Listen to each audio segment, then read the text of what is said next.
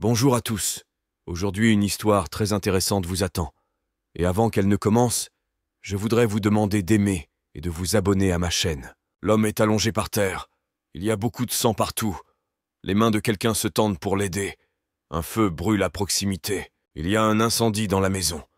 3 jeunes filles fuient pour sauver leur vie. Ils n'eurent même pas le temps de s'habiller. Un jeune homme masqué se tient sur fond de maison en feu. Il se tourne vers son adversaire. Le duel commence. Un homme vêtu de noir attaque un homme. Notre héros bat en retraite sans armes. Lee Yoon repose son dos contre le mur. Il est confus. Il n'y a nulle part où reculer davantage. 6 bras sont tendus vers l'avant, se défendant de son agresseur. Le jeune homme se met à sangloter et devient hystérique. Il demande grâce à l'homme masqué. Le tueur brandit son épée devant un grand feu. Il a l'intention de tuer notre héros. Son père se tient devant Lee Yoon et prend le coup d'épée. Une profonde coupure est visible sur son torse, d'où coule du sang. L'homme ressemble beaucoup à son fils. Il est abasourdi et réalise que c'est la fin de son histoire. Du sang est apparu au coin des lèvres. Papa tombe dans les bras de notre héros. Lee Yoon est très impressionné et ne comprend pas ce qui se passe. Le jeune garçon redevient hystérique en tenant dans ses bras son père décédé. Le tueur masqué regarde calmement cette scène. Le jeune homme perd connaissance. Un homme masqué vérifie son pouls. Il pense que le type est mort de peur. Les assaillants quittent la maison en feu. Quelqu'un court le long de la route et quelqu'un s'échappe par le toit. Lee Yoon repose avec son père au milieu d'un bâtiment en feu. Le gars se réveille. Il y a de la surprise sur son visage. Il essaie de se souvenir de ce qui lui est arrivé. Le petit garçon est brûlé. Les flammes qui faisaient rage autour de lui se sont propagées sur sa manche et lui ont fait faire une pause dans ses pensées. C'est son père. Il est mort. Le feu était déjà très proche de lui. Il semble que notre héros se souvienne de cet homme. Les gens apparaissent avec des seaux et de l'eau. Ils sont venus à la rescousse. Lee Yoon a un violent mal de tête. L'un de ceux qui sont venus en courant pour aider tombe sur le cadavre. C'est un ancien majordome. Grand-père prend son propriétaire dans ses bras et essaie d'arrêter le saignement. Il appelle les autres arrivants à l'aide. Le jeune homme s'évanouit.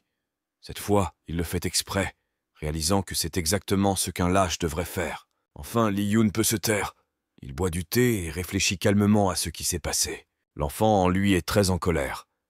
Le garçon était capable de se déplacer dans l'espace, mais s'est retrouvé dans le corps d'un perdant et d'un lâche. Notre héros médite assis sur le lit. Une aura verdâtre brille autour de lui. Le gars essaie d'invoquer son esprit combatif. Un portail apparaît devant le jeune homme, qui brille de la même lumière verdâtre. Un petit hamster apparaît de ce portail. L'animal saute joyeusement sur le lit de son propriétaire. Lee Yoon joue avec la créature. Il est bouleversé que son esprit combatif ait été exposé comme un mammifère sans défense. Notre héros est allongé sur le lit. Il voit un livre à côté de son oreiller, laissé par son ancienne incarnation. Le jeune homme ouvre le livre, espérant y trouver une description des techniques de combat. Mais il se met très en colère, parce que ce n'est que de la poésie. Un sourire joyeux apparaît sur le visage de Lee Yoon. Un adolescent pense que le hamster est l'esprit de son ancienne incarnation. Peut-être a-t-il encore une chance de devenir plus fort. Notre héros médite, visualisant l'image du continent de l'esprit combatif.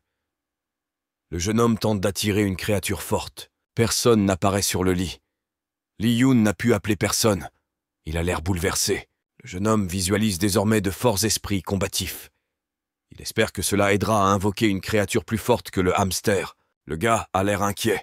Il échoua encore une fois à invoquer un nouvel esprit. Lee Yoon a emballé ses affaires dans un paquet et est sur le point de quitter la maison. Il a déjà ouvert la porte et se tient sur le seuil. Notre héros se fige. Une nouvelle idée lui vient.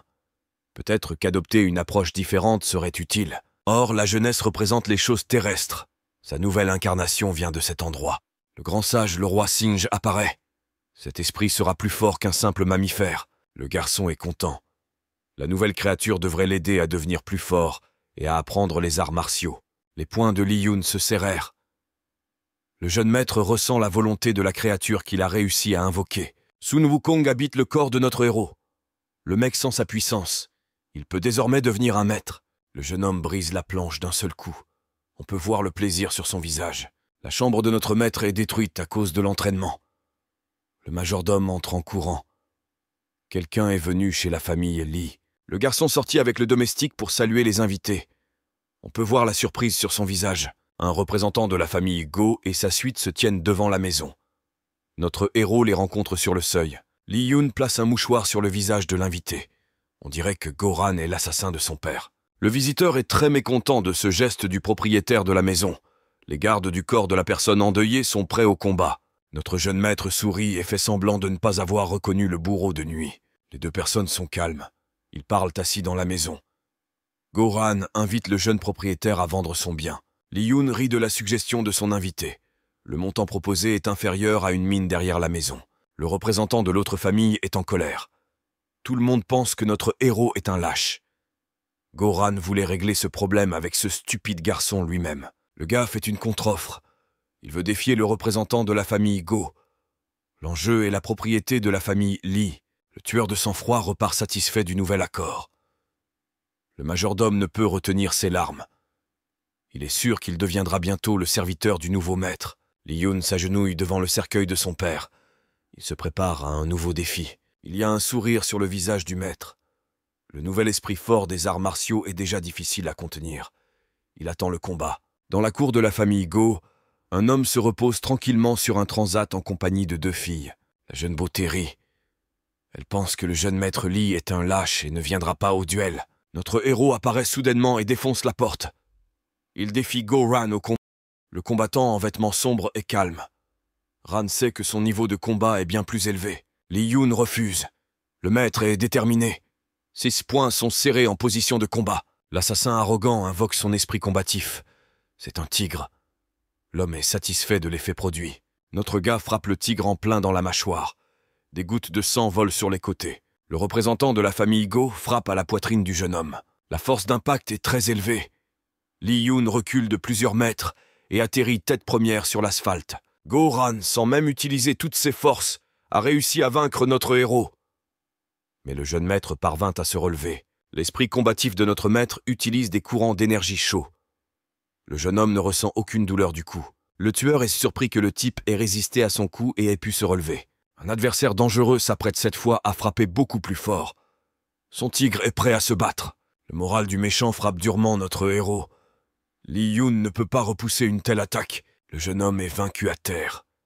La frappe à pleine puissance d'un guerrier de niveau 7 est assez puissante. Sun Wukong apparaît derrière le gars. Son pouvoir de guérison aide le jeune homme à s'élever. Soudain, les pattes du roi Singe saisissent la tête de Lee Yoon. C'est comme s'il était électrocuté. Il y a un mélange de surprise et de douleur sur son visage. Maître Lee se leva de toute sa hauteur. Il semblerait que l'attaque de Goran ait remonté le moral de notre héros. L'homme qui a coûté la vie au père du jeune maître a l'air en colère. Il ne s'attendait pas à une telle évolution de la situation. Réalisant qu'il pourrait s'embarrasser, Goran rassemble toutes ses forces pour le coup décisif. Les poings des combattants se croisent. Les deux ne veulent pas perdre. Notre jeune homme tente de résister aux assauts du méchant. Le représentant de la famille Go est satisfait de l'effet produit. Mais il ne veut pas s'arrêter. Il frappe à nouveau le jeune maître. Lee Yoon parvient à esquiver. Le seul survivant de la famille Lee donne un coup de tête à son adversaire directement au visage. La puissance du coup est telle que le méchant vole loin sur le côté, avec une telle force que même l'air est tordu en spirale. Notre héros se dresse face à son adversaire vaincu. Goran est allongé face contre terre. Lee Yoon revendique ses droits de vainqueur du combat. Désormais, la famille de Go ne peut plus revendiquer ses biens et doit une grosse somme d'argent au jeune homme. Le combattant vaincu sourit. Sa famille, ayant vécu une telle honte, se vengera de notre héros. Le jeune maître rentra chez lui. Le majordome parle au jeune homme, l'avertissant du danger venant de la famille Go. Lee Yoon décide de retirer tous les traîtres et espions de son domaine. Il veut commencer avec la 4e épouse de son père. Un jeune homme se retrouve dans la cour où habite une fille.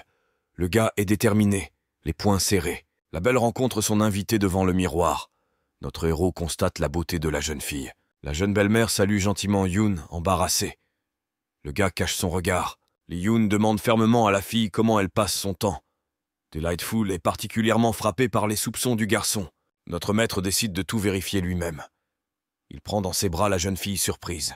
Une fois sur la table, la charmante femme à moitié nue réclame des explications. Un jeune homme déterminé force la jeune fille à s'asseoir sur la table. Il compte bien vérifier ses soupçons. La femme du père s'avère enceinte. Notre héros est en colère. Après tout, il sait que papa est stérile depuis longtemps. La belle femme rit d'une telle suggestion. Le garçon est perplexe. Elle est enceinte, mais de lui. La poupée essaie de calmer son invité. Li Yun est surpris. Il ne s'attendait visiblement pas à une telle évolution. L'irrésistible jeune fille interprète son embarras à sa manière. Et se mettant en colère, il tente de blesser notre héros avec une épingle à cheveux. Le jeune maître part facilement cette attaque. Les bijoux de la jeune fille se brisent en morceaux. Soudain, la mère de notre petit ami apparaît sur le pas de la porte. Après avoir entendu tout le dialogue, elle pleure. En serrant le jeune homme dans ses bras, la mère dit à son fils que tout ce qu'il a entendu est vrai. Le garçon n'arrive pas à y croire. La femme qui a donné la vie communique avec la future mère. Li Yun ne comprend pas ce qui se passe. Force est de constater que la mère du héros a des problèmes cérébraux. La belle enceinte rit qu'il ne s'en souvient même pas. Le maître enragé attrape la jeune fille à la gorge. Il ne croit pas un seul mot de ce qu'elle dit. Se ressaisissant, le jeune homme s'en va. L'irrésistible jeune fille se frotte le cou avec effroi. Le garçon est vraiment dangereux. Le majordome court dans la cour et se dépêche de transmettre au maître un message important. Le serviteur remet une lettre de la famille Hua avec le message qu'ils ne soutiendront pas le jeune Li Yun. Notre héros et son laquais se précipitent dans sa cour. Après tout, la famille Go doit être au courant du message envoyé. Une personne qui fait ses premiers pas vers la maîtrise voit sa maison brûler. La famille offensée a commencé à se venger. Des tueurs sautent du toit d'une maison en feu avec des couteaux et des épées à la main. Le serviteur Li est coupé en deux. Le sang éclabousse dans toutes les directions. Le canaille en vêtements gris n'épargne personne. Le jeune maître, accompagné de son laquais, examine les nombreux cadavres et parties de corps sectionnés. Le majordome est horrifié. Il n'a aucune idée de quoi faire maintenant. Mais le jeune homme rassemble sa volonté dans un point. Le jeune talent appelle résolument son peuple à se battre. Il promet de venger les morts. Ceux qui sont en service sont inspirés. Li Yun est heureux. Il est prêt à mener. Une bagarre s'ensuit. Un jeune homme fait tomber les couteaux des mains de son adversaire avec sa matraque. Les serviteurs de la famille Li frappent les nouveaux assassins. L'homme en costume gris revient du coup. Soudain, Master Go apparaît derrière notre héros avec une arme à la main. Le jeune virtuose ne le voit pas encore. Le gars des assaillants fait appel à son esprit combatif. Un serpent. C'est une créature insidieuse et dangereuse. Le héros de notre histoire part l'attaque au sabre du tueur avec sa massue. Il est calme, sentant sa force. Deux combattants se font face dans un cercle de tir. Li Yun est calme.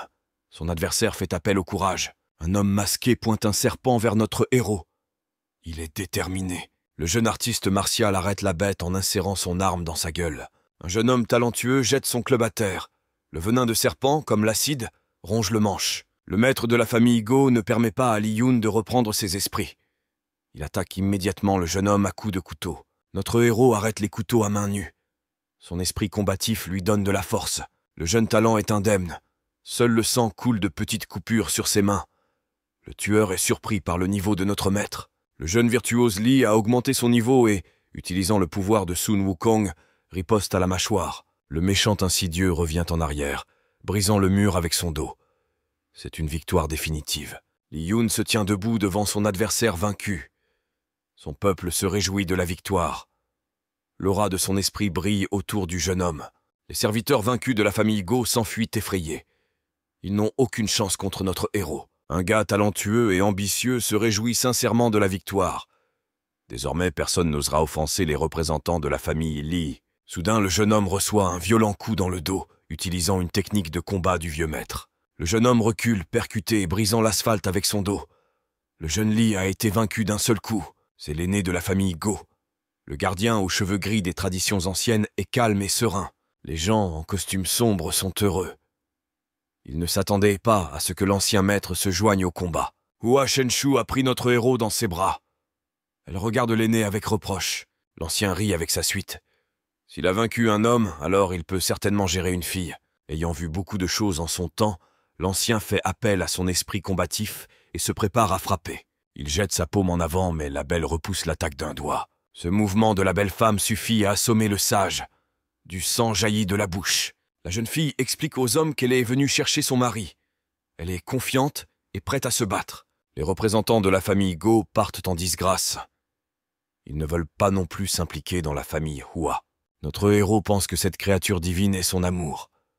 Mais la beauté n'est pas venue à cause des sentiments. Li Yun remercie son sauveur et l'invite à l'intérieur du domaine pour boire du thé et discuter de ce qui s'est passé. Le jeune Shenshu est déterminé.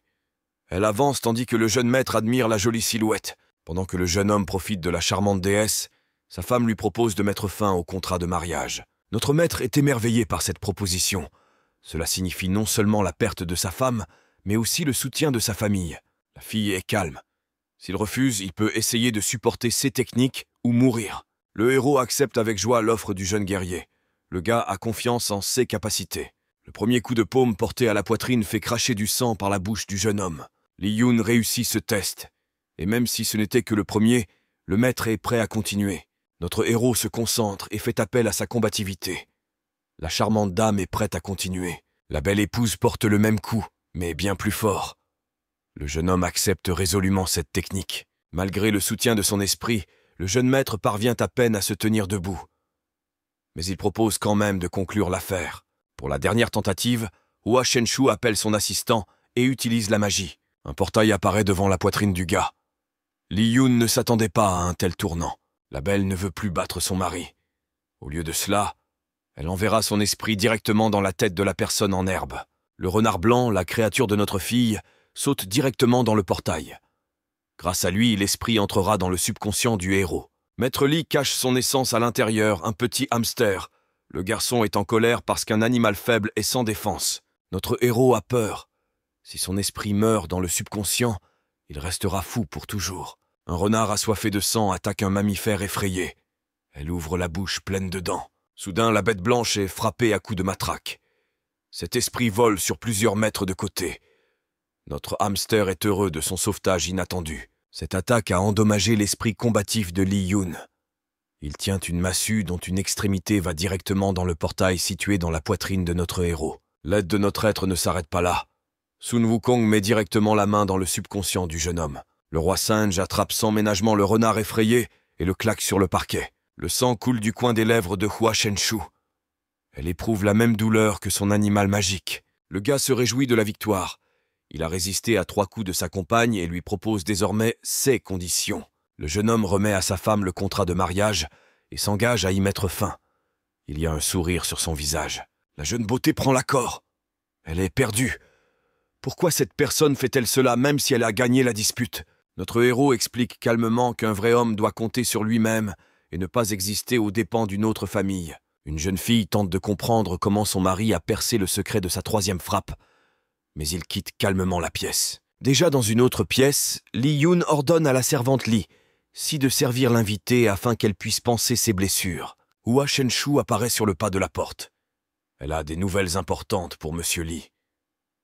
La 4e épouse de son père était sur le point d'accoucher. L'homme est indigné. 16 poings sont serrés et sa posture est pleine de détermination.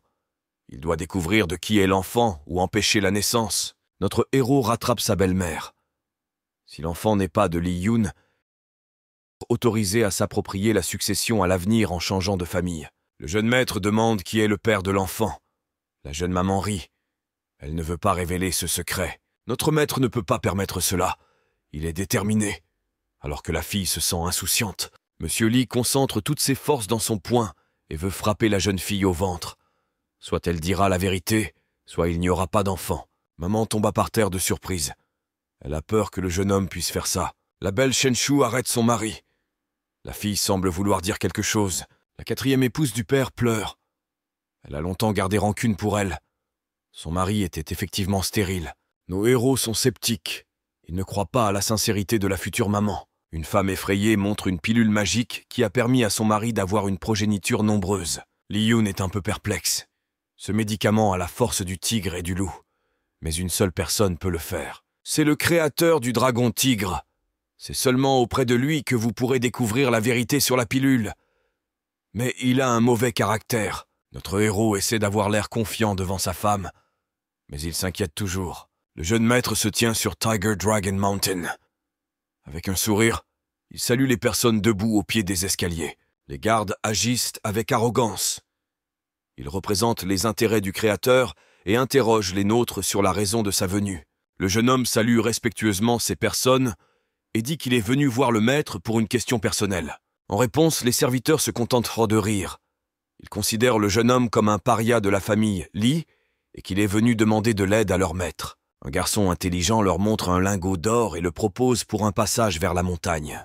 En voyant le métal précieux, les serviteurs, hypnotisés, décidèrent que c'était leur moment de chance et qu'ils pouvaient gagner beaucoup d'argent. Le jeune maître envoie les impudents dans un long volume avec un coup puissant du 8e niveau du royaume d'une âme ordinaire. Une autre personne apparaît derrière notre héros.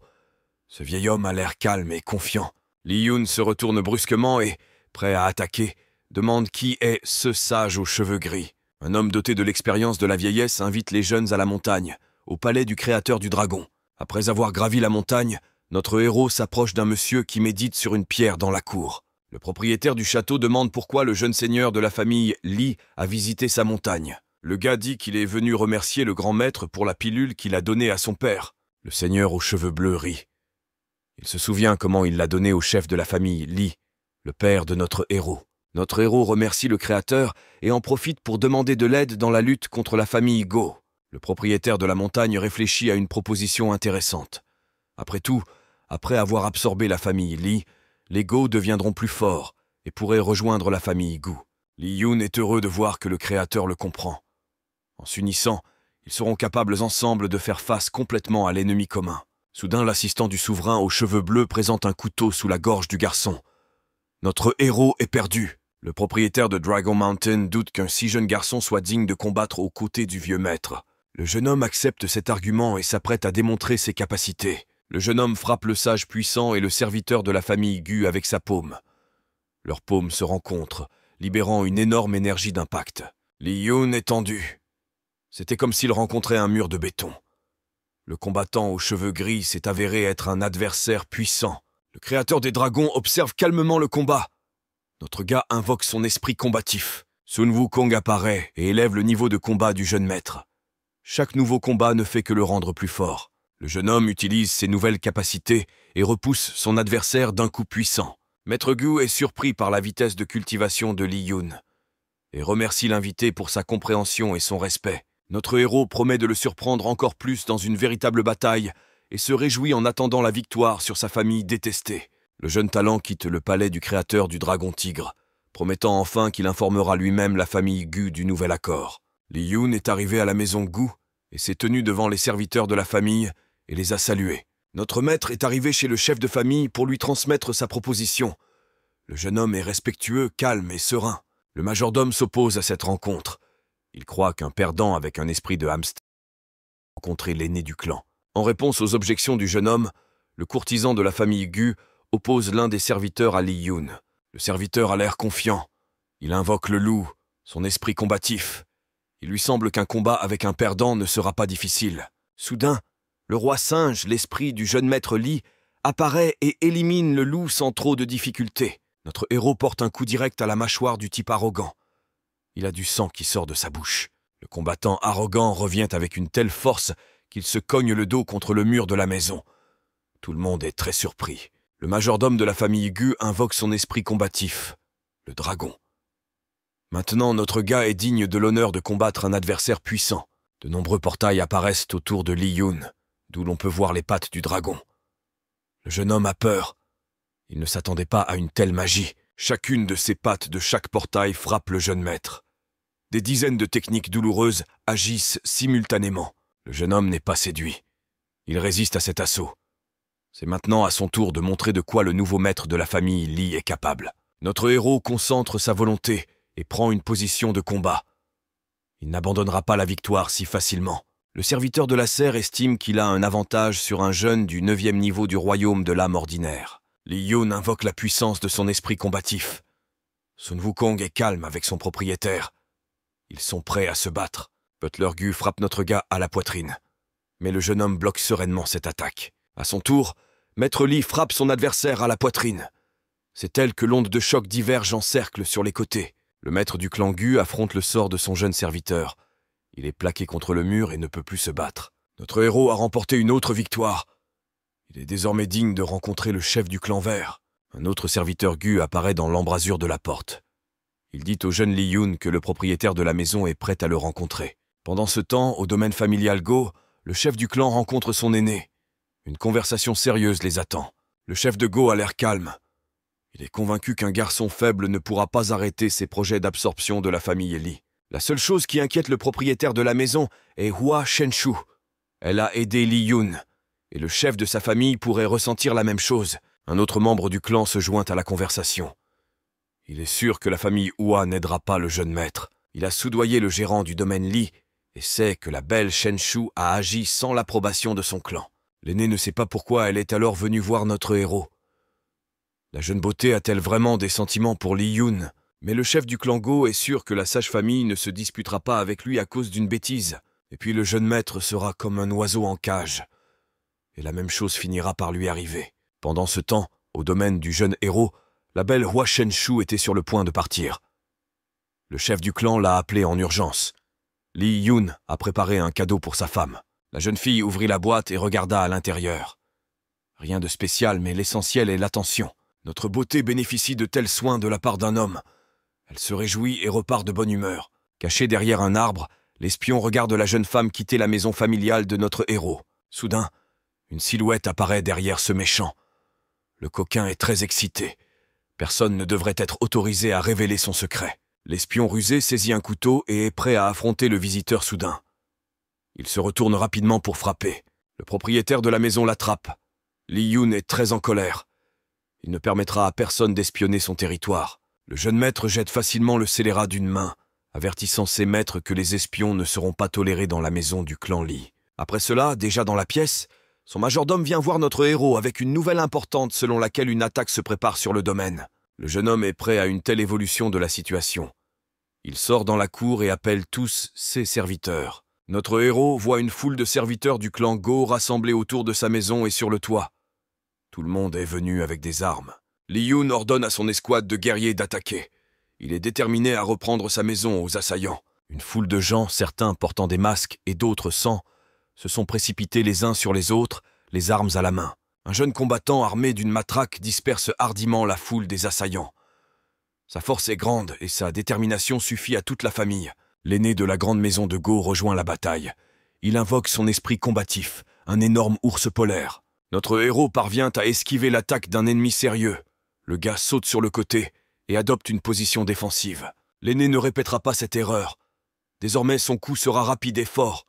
Le jeune homme ne pourra plus échapper. Soudain, Gu Biao apparaît devant le jeune maître. Le chef du clan en robe verte est prêt à tenir sa promesse. Elder Go est surpris et agacé par l'apparition d'un tel soutien à notre héros. Il menace de mort si l'homme à la robe verte ne recule pas. Un autre maître de la maison Go apparaît avec ses serviteurs. Ils sont déterminés à tuer quiconque se mettra en travers de leur chemin. Les combattants de la grande maison de Gu ne vont pas battre en retraite. C'est une question d'honneur. De plus, renforcer un autre clan à l'avenir pourrait entraîner davantage de complications. Le chef de la famille hostile Go n'est pas content que le jeune homme ait obtenu un soutien aussi puissant. Maintenant, il devra lui-même entrer dans la bataille. Le grand maître saute du toit de la maison en plein milieu de la cour. Conscient de sa force, il est calme. Soudain, quelqu'un apparaît derrière le puissant combattant. Cela confond le chef du clan. Le dragon rouge porte un coup puissant au méchant. Des vagues de magie et des ondes de choc se propagent partout, comme des ondulations sur l'eau. Le vieux guerrier est jeté sur la plateforme de pierre de la cour du domaine de notre jeune maître. Le chef de la famille Go peine à se relever.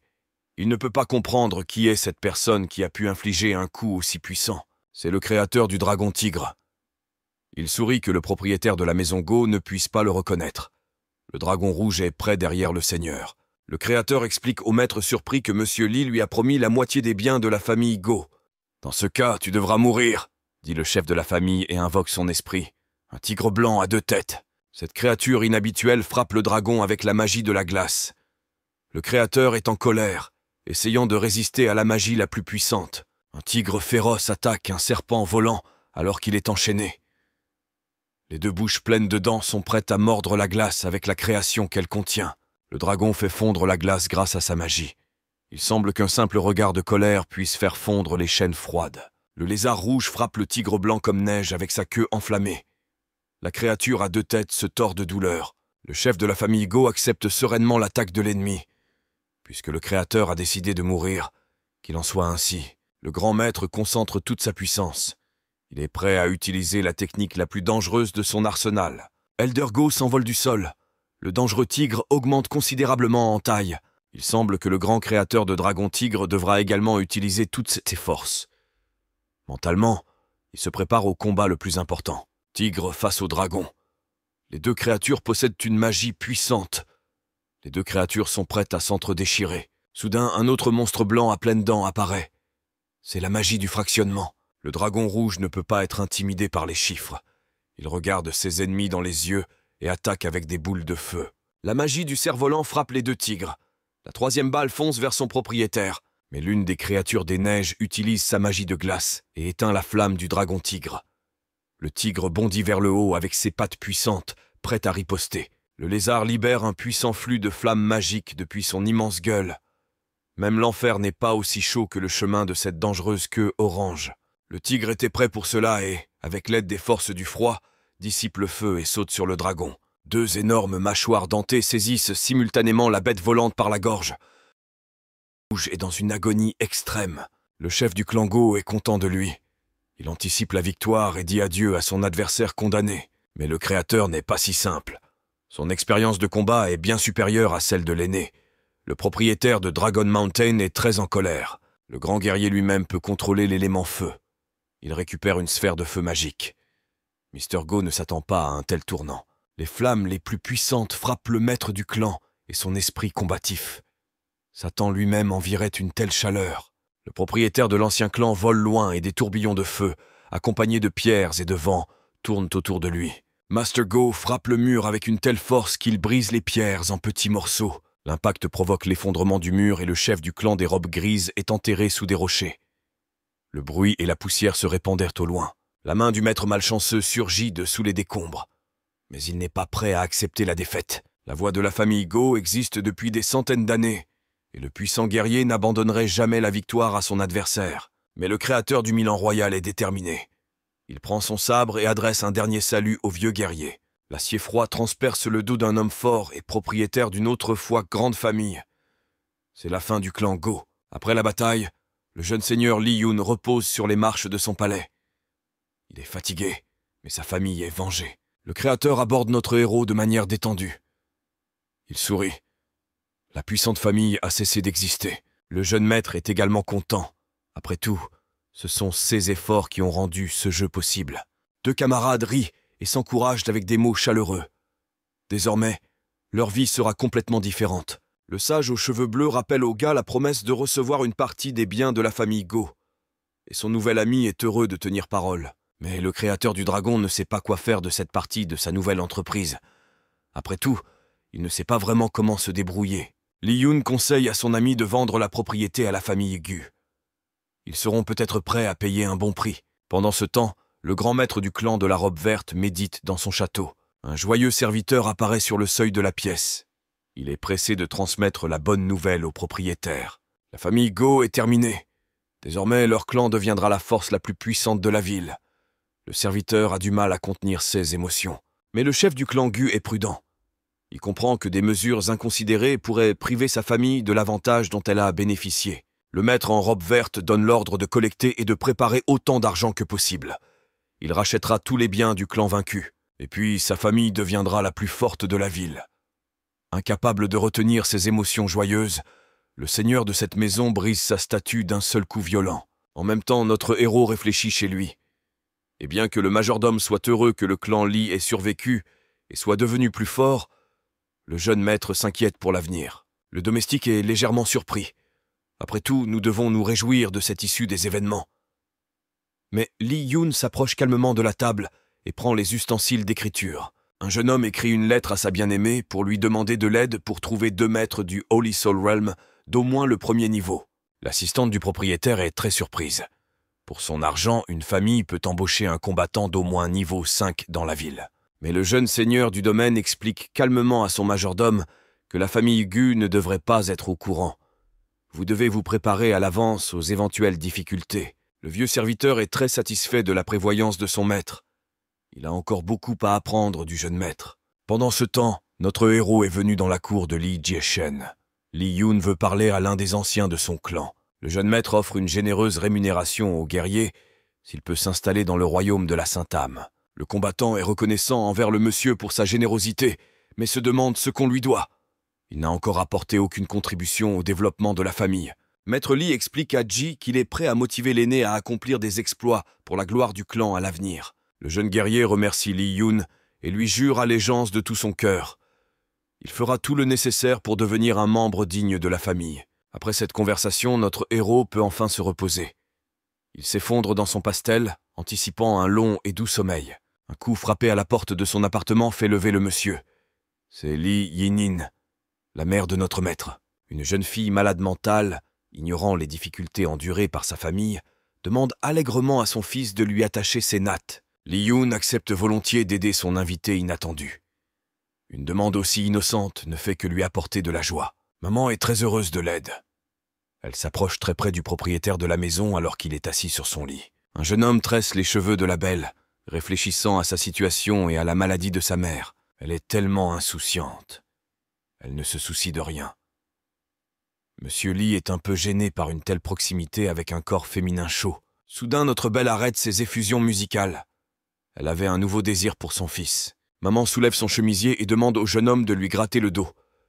Notre héros est découragé par cette demande innocente. Mais la jeune fille, ne comprenant pas l'état du gars, lui prend elle-même la main. À cause d'une telle persistance, le jeune homme tombe dans une légère stupeur. La jeune femme passe la paume de son fils le long de la peau de velours de son dos, indiquant exactement où se gratter. La fille est heureuse. Et notre héros est très confus. Une telle proximité d'une beauté inquiète grandement le gars. Finalement, Lee Yoon a répondu à toutes les demandes de sa mère. Demande avec enthousiasme ce qu'il peut faire d'autre. Lee Yining est très satisfaite. Maintenant, elle se sent bien. Et notre héros pousse un soupir de soulagement. Vous pouvez maintenant envoyer la fille se promener dans la cour et vous pourrez enfin vous allonger et vous reposer. Maman court dans la rue avec les bras écartés, attrapant la brise venant en sens inverse avec sa poitrine et profitant de la vie. Et le jeune maître, assis au bord du lit, se demandait pourquoi sa mère était si attachée à lui, mais il avait si peu d'impression d'elle. Au même moment, le chef du clan Gu réunissait les anciens de la famille à table dans son domaine. Le propriétaire de la maison est satisfait de la situation actuelle. Il envisage de racheter les biens du clan vaincu et de faire de sa famille la plus forte de la ville. L'assistant est obligé d'annoncer de mauvaises nouvelles. Il est excité, mais est obligé de transmettre la vérité. Le jeune maître et aîné Gu dit que, selon ces informations, le maître de la famille Li envisage également de racheter les entreprises du créateur du dragon tigre. Le chef de la maison aux robes vertes devient furieux. Ce jeune homme devrait être heureux que sa famille n'ait pas été détruite et s'asseoir tranquillement sous l'herbe. Le sage monsieur se ressaisit et ordonne à maître Gubiao de remettre une invitation à la famille Li à un banquet du soir. Le jeune aîné du clan devine ce que mijote son maître et montre ses pensées avec un geste caractéristique. Le chef du clan rit. Cette soirée devrait être la dernière de la vie de ce jeune homme impudent Lee Yoon. Le soir, notre héros vient inviter à une fête à la maison des robes vertes. Il y a de la musique, du plaisir et de la danse partout. Soudain, une charmante jeune fille saisit la main du jeune homme. Le gaz était abasourdi de surprise, mais la belle ne lui souhaite rien de mal. Elle invite simplement le jeune maître dans un salon privé avec le chef du clan Gu. Lee Yoon écarte le rideau qui bloque le passage et entre allègrement dans la pièce, où une table luxueuse est déjà dressée. Le grand maître du domaine Gu salue debout le jeune héritier de la famille Lee et l'invite à se mettre à table. Notre héros devra montrer tous ses talents d'acteur pour ne pas dévoiler ses projets et comprendre par lui-même ce qu'ils attendent de lui. Le jeune homme boit un verre de boisson forte et commence à se plaindre du montant d'argent que le créateur souhaite pour sa propriété nouvellement acquise. Continuant à boire, le jeune maître devient de plus en plus déprimé par l'avidité du vieux maître de la montagne du dragon. Le chef du clan Gu est un peu découragé par cette nouvelle. Combien devra-t-il payer au vieux canaille pour lui racheter les entreprises de la famille Go? Il semble que Lee Yoon dise la vérité, parce que les gens ivres ne savent pas mentir. Cela signifie que le véritable obstacle pour le propriétaire de la maison sur le chemin du pouvoir n'est pas le jeune maître, mais le créateur. Notre héros continue d'alimenter le feu. Il informe le chef du clan Gu que le vieil homme sénile au dragon volant vendra sa part pour 1 300 000 taels. Et, comme d'ailleurs, Lee Yoon continue de se servir un verre, comme pour montrer la véracité de ses paroles. Le sage maître de la maison aux robes vertes réfléchit à ce que disait le jeune homme. Il ne sait toujours pas ce que fait la famille Lee. Pendant ce temps, notre gars s'est complètement saoulé et a perdu le contrôle de lui-même. La poursuite de la conversation avec lui perdit tout sens. Le jeune maître attrape une jeune fille qui passe par la Manche. Il avait déjà complètement perdu le contrôle de la situation. Li Yun commence à demander à la belle s'il est trop cher de demander 1 300 000 pour une partie de la propriété de la cour de Go. Et la seconde suivante, en hoquetant, il tombe face première en plein dans la poitrine du jeune chéri. La jeune femme est en colère contre le comportement aussi impudent du jeune homme. Elle croise les bras sur sa poitrine et se détourne, montrant son attitude face à ce qui se passe. Mais le propriétaire de la maison lui ordonne de ramener l'invité chez lui. La jeune fille est surprise, mais ne peut désobéir à son maître. Et maître Gu lui-même réfléchit aux paroles de Li Yun. Une personne si ivre est incapable de mentir. Cela signifie que vous devez vous attendre à un coup de l'autre côté. Le grand guerrier frappe la table avec son poing. Il a mal calculé, prenant ce garçon stupide pour un adversaire puissant. Il ne fera plus cette erreur. Notre héros, traînant à peine les pieds sur terre et appuyé sur l'épaule d'une jeune fille fragile, s'est déjà approché des portes de son domaine. Le majordome qui a ouvert la porte a été surpris par ce qu'il a vu. Il ne s'attendait pas à ce que son maître revienne à moitié mort. Le domestique a pris le propriétaire de la maison et a commencé à appeler les médecins à l'aide. Et Li Yun lui-même surveille de près le serviteur sortant de la famille Gu.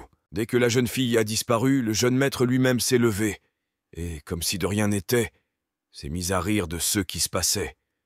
Il a réussi à tromper la tête de la loutre de mer à la robe verte. Le jeune homme se rendit dans sa chambre en fredonnant une mélodie agréable et laissant le majordome complètement confus. En ouvrant la porte de son appartement, le mec trouve sa folle de mer complètement nue et assise dans sa baignoire. Ce spectacle inattendu transforme ses yeux en 2 énormes soucoupes. Li Yun ne comprend pas quoi faire. Une jeune fille, entendant que quelqu'un est entré, se retourne sans ouvrir les yeux. Notre héros par son nom. Le jeune homme vérifie si tout va bien avec sa mère. Peut-être qu'elle dort et ne sait pas ce qu'elle fait, mais la malade mentale serre le gars par le cou. On dirait que la fille a besoin d'aide. Le maître du clan Li ne sait pas comment se comporter. Sa mère se lève, révélant son beau jeune corps. Cela arrive si brusquement que le gars n'a pas le temps de réagir. Pressé, il ferme les yeux et tente de s'isoler de la situation difficile. Si Li le pouvait, il tomberait à travers le sol en ce moment. Et soudain, un fait incompréhensible commence à lui apparaître. Sa mère a une petite queue duveteuse juste en dessous du dos. Li Yun continue d'être surprise car de longues oreilles de lapin apparaissent sur la tête de la fille. Le jeune maître se demande comment sa mère malade a pu devenir un maître du royaume de l'âme sacrée et même élever une nounou. L'esprit combatif de notre héros est aussi surpris que celui de son maître. Il ne peut même pas imaginer à quel point Nian Shu peut être fort. On dirait que la dame se réveille. Elle essaie d'ouvrir les yeux et semble se débarrasser d'une sorte d'engourdissement. La jeune fille ne comprend pas pourquoi elle est ici et couvre honteusement sa poitrine nue avec sa main. Soudain, ma mère commence à ressentir un violent mal de tête. La belle attrape ses cheveux et tente de contenir ses sentiments. Par impuissance, la mère du propriétaire tombe dans les bras de Li Yun. Épuisée et affaiblie, elle a besoin du soutien d'un homme fort. À ce moment précis, la femme de notre héros, la charmante Hua Shenshu, entre dans la pièce. Le gars ne sait pas où aller. La jeune fille est agacée par le comportement de son mari. Comment peux-tu faire des câlins à ta mère nue dans la salle de bain? Le jeune Shenshu sépare Li Yun de sa mère. Son visage essaie d'être impartial. Après tout récemment, elle a elle-même voulu mettre fin au mariage. La femme de la famille Hua met au lit la malade mentale, et le jeune maître tente de justifier sa position. La charmante épouse ne s'intéresse pas aux excuses du jeune homme. Elle était venue lui présenter les maîtres du Sensul Realm qu'il recherchait. 2 personnes apparaissent à la porte. La fille Hua Yun est un maître de 1er niveau, et l'homme Tian Zhao est un maître de 2e niveau. Le propriétaire du domaine invite les guerriers à vivre dans sa maison et à s'entraîner, augmentant ainsi leur niveau de combat. Les invités sont quelque peu confus. Ils étudient la proposition du propriétaire, et ils essaient de trouver un piège dans ses propos. Après tout, il a ses propres artistes martiaux, mais Li Yun rassure les gens en leur offrant d'avance des salaires généreux. Chaque enveloppe contient une coquette somme d'argent. Maître Yun est surpris et très heureux. Pour la première fois de sa vie, elle rencontre un monsieur qui paie d'avance. Les 2 recrues prêtent allégeance au nouveau seigneur. À l'avenir, ils pourront devenir les atouts décisifs de Maître Li. Satisfaite d'avoir pu aider, Madame Shenshu se prépare à partir. Force est de constater qu'elle est sincèrement heureuse de soutenir son mari. Li Yun est gênée et veut voir la fille partir. Elle est toujours sa femme, et en plus, elle l'a aidée. En fin de compte, c'est juste une belle femme. Mais la jeune beauté arrête le malchanceux. Il a encore besoin de se reposer et de reprendre des forces. Hua Shenshu ne peut cacher son inquiétude pour cet homme, et notre héros semble éprouver les sentiments les plus chaleureux pour cette fille. Elle semble l'aimer beaucoup. Le lendemain, une vente aux enchères commence pour que le fabricant de dragons vende la propriété nouvellement acquise de la famille Go. Même M. Paoju, le propriétaire de la salle des guerriers, est présent dans la salle. Il semblerait que cela ne le dérange pas non plus d'améliorer sa position dans la ville. Maître Li est quelque peu surpris par un tel émoi autour de la vente des sociétés du clan Go. Il y a tellement de gens qui veulent en profiter. Le chef du clan Gu est bouleversé par cet état de fait. Il semble que le jeune Yun ne l'ait pas trompé et que le propriétaire de la robe verte devra débourser. Le créateur du dragon tigre, un grand artiste martial, apparaît sur scène. Il est très heureux que tant de personnes soient venues à sa vente aux enchères. Le propriétaire de Dragon Mountain apporte le premier parchemin avec l'acte de propriété de la mine d'argent, située à 12 milles de la ville. Le vieil homme aux cheveux bleus montre à toutes les personnes présentes un certificat confirmant la propriété de la mine. Paozu propose 120 000 taels. Un maître sage veut faire une bonne affaire. Le chef du clan Gu attend. Selon la déclaration du garçon, le créateur ne céderait pas la mine à si bon marché. Le maître des robes vertes décide de voir comment la situation va évoluer. Le propriétaire de la montagne du dragon regarde notre héros. Li Yun lui a dit que le maître de la famille Gu donnerait un bon prix. Mais rien ne se passe encore. Notre héros fait monter le prix à 350 000 taels. Le gaz a l'air confiant. Le maître de la serre est un peu abasourdi, mais le jeune homme l'a prévenu que le créateur n'abandonnerait pas la propriété qu'il a obtenue au combat. Le chef du clan Gu commença à réfléchir. N'est-ce pas trop cher d'acheter une mine pour 350 000 ? La mine ne vaut pas son prix. Mais la décision est prise. Et le monsieur augmente le prix d'un tael, réalisant que personne dans cette pièce, y compris Maître Yun lui-même, n'augmenterait le prix. Le propriétaire de la salle des guerriers est un peu confus quant à ce qui se passe. Et pourquoi la famille Greenrobe achète-t-elle cette propriété à un prix si élevé? Li Yun calme Paozu, qui s'inquiète de ce qui se passe. Après tout, ce n'est pas le seul lot mis aux enchères aujourd'hui. Le propriétaire de l'événement frappe la table avec un marteau, ce qui clôture la vente de ce lot. Tiger Dragon Creator remet les documents de propriété de la mine d'argent au maître du clan Gu. Le monsieur en costume vert est très content, tout comme notre héros. Après tout, le chef de la famille à la robe verte n'a jamais réalisé qu'il était tombé dans un piège tendu par le jeune héros. Le propriétaire de Dragon Mountain met le prochain lot en vente. Il s'agit d'une mine de fer située dans la ville. Paoju lui offre immédiatement 350 000 un tael. Apparemment, il a vraiment besoin de cette mine. Le chef de la famille Gu essaie de savoir auprès du jeune homme à quel prix le créateur du dragon rouge va réellement vendre ce lot. Le visage du grand maître était déformé par une terrible surprise. Le jeune homme nomma ce chiffre comme étant 800 000 taels. Le jeune homme fait semblant d'être gêné. Il s'excuse auprès de l'aîné du clan rival, mais c'est le prix que le créateur a nommé. Li Yun nomme le prix qu'il a annoncé. Maître Gu y réfléchit.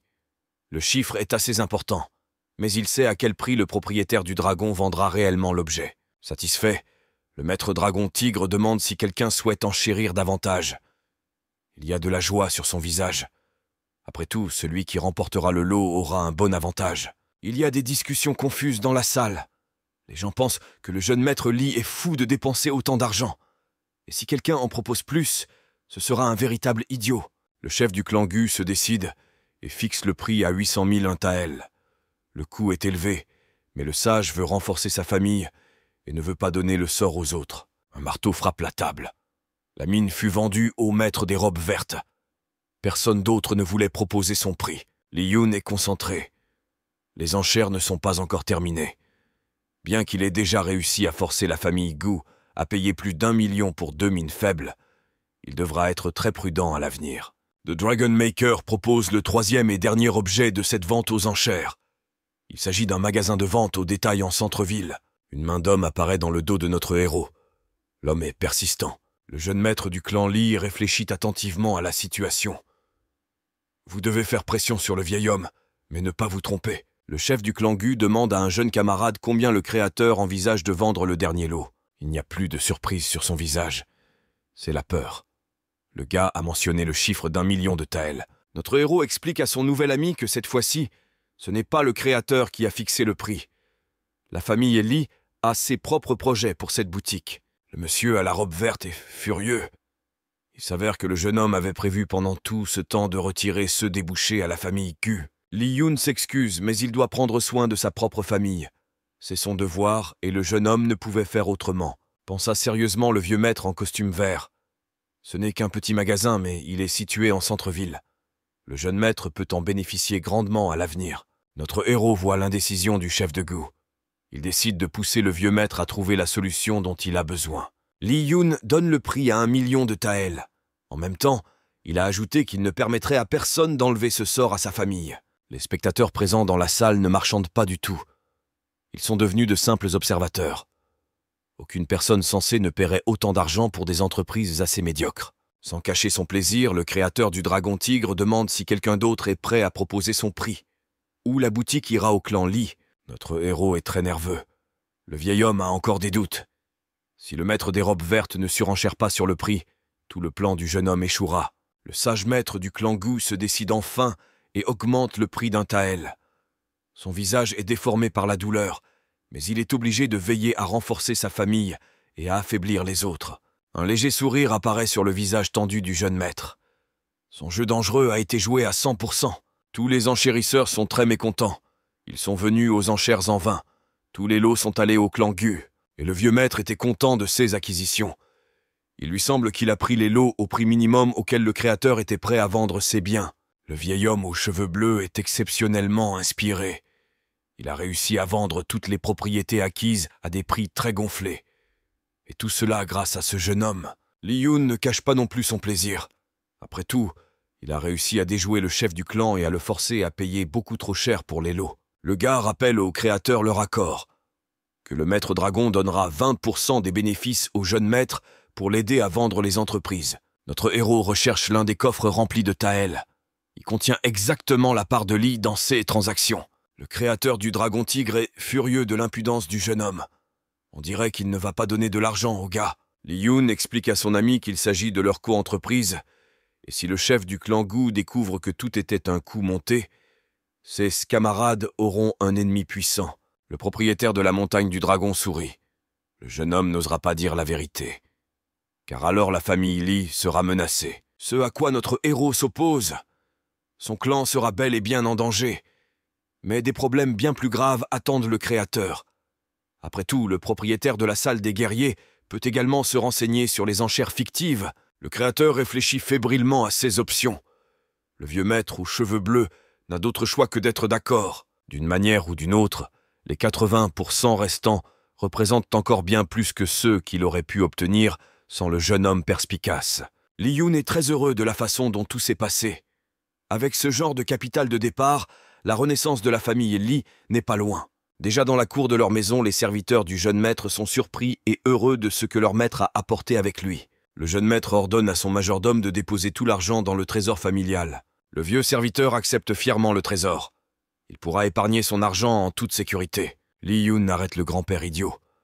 L'argent doit fonctionner et générer des bénéfices, et non rester comme une pierre dans un coffre. Et le gars suggère de commencer par Yehun Yuan. Le jeune homme est un peu gêné, car sa proposition d'investir dans une maison close est un peu inhabituelle. C'est ainsi que notre héros arrive à l'endroit qu'il allait visiter. L'immense bâtiment est rempli de nombreuses femmes du beau sexe. Le propriétaire de l'établissement s'adresse poliment aux jeunes dirigeants du clan Li. Son devoir est d'accueillir les invités. De plus, ceux qui sont prêts à dépenser beaucoup d'argent. Le gars ne fait pas de cérémonie. Il souhaite appeler toutes les filles disponibles dans l'établissement. Notre héros est heureux. Il y en a tellement et l'un est plus beau que l'autre. Il regrette un peu qu'elles aient dû devenir courtisanes. Le jeune seigneur du clan décide de tous les emmener cette nuit-là. Les filles ne craignent pas du tout ce genre d'attention. Après tout, c'est leur travail. Seul le propriétaire de l'établissement est très surpris par le choix du jeune homme. Tout le monde ne peut pas se permettre autant de filles à la fois. Li Yun la remet rapidement à sa place. Il a assez d'argent. La dame change rapidement d'expression. Six clients devraient toujours être heureux.